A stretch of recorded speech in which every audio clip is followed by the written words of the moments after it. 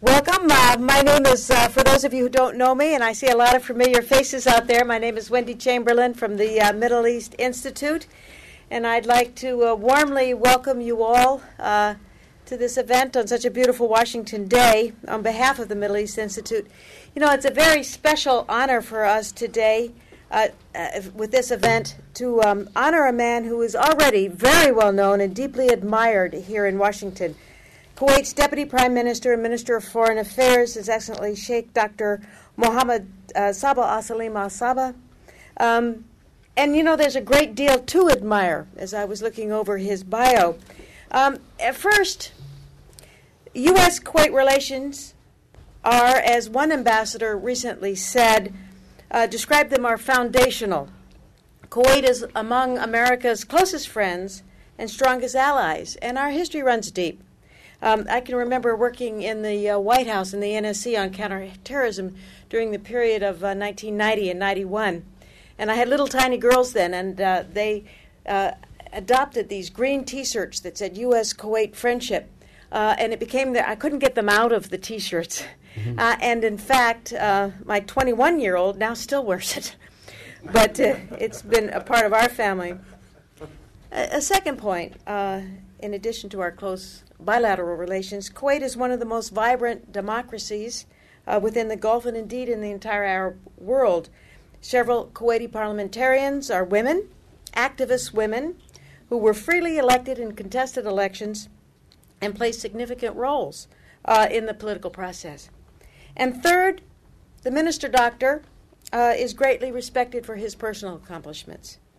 The Doctor, and this Doctor is a title that was earned the hard way, in 1985 at Harvard University, where he got his Ph.D. in economics and Middle Eastern affairs. His Excellency represented Kuwait as ambassador here in Washington, and a post that he held from 1993 to 2001. And finally, we have much to learn from His Excellency's talks today. His astute insights into the region will be important for us to hear because of the importance of the region itself. Kuwait is currently the president of the GCC, and he will speak to us this afternoon on the GCC in challenging times, and he's graciously agreed to answer questions following his remarks.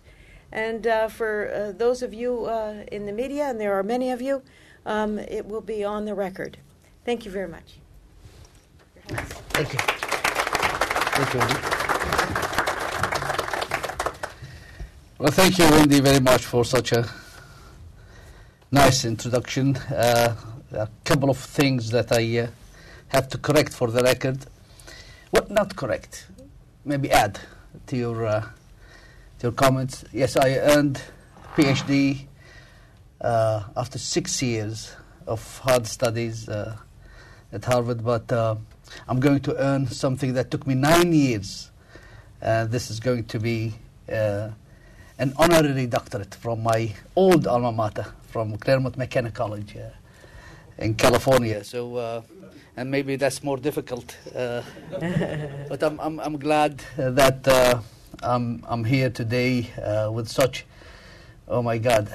I look at the faces around and memories come to mind, friendships, some of the periods that we've been together, difficult times but good times as well. So I will not mention the names because I might miss one of or few of you. So I'm glad really to be here. I have to be thankful to Iceland, actually, that made this lecture possible, because I had a busy schedule, actually, to be around numerous engagements in Europe. And again, Iceland came in, canceled most of my engagements in Europe, and here I am. So thank you, the Middle East Institute, Wendy. Thanks to Iceland also for making this possible. I prepared a text I know exactly that no matter what I say, you have your prepared questions in your mind. But I thought that I would give you a different perspective of what sort of challenges, opportunities that we in the GCC are facing in the next half a century.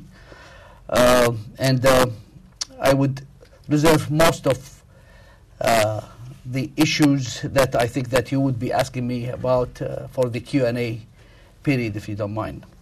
The title of the lecture is The GCC in a Turbulent World. And here I am, standing on a plateau of history, taking a peek, a glimpse of what the future holds for the GCC in terms of challenges and opportunities in the next half a century. Since its inception, more than a quarter century ago, the GCC effectively maintained its unity and security as incendiary conflicts and war raged around it. But the first direct existential threat to the GCC came as a result of the Iraqi aggression against Kuwait.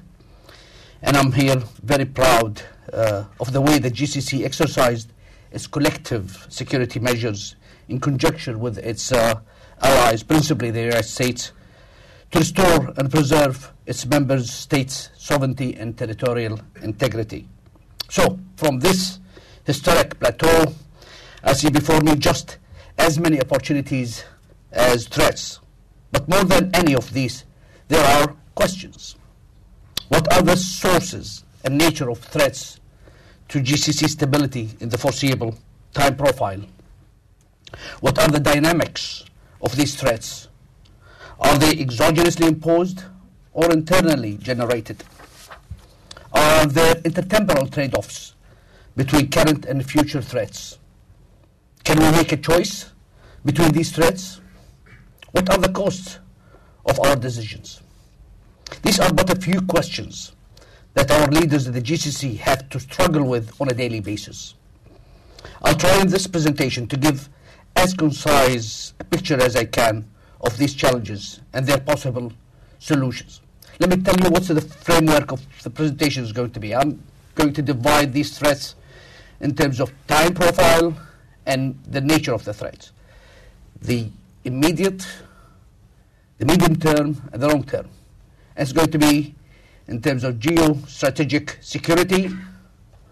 The medium term is economy, and the long term is demography.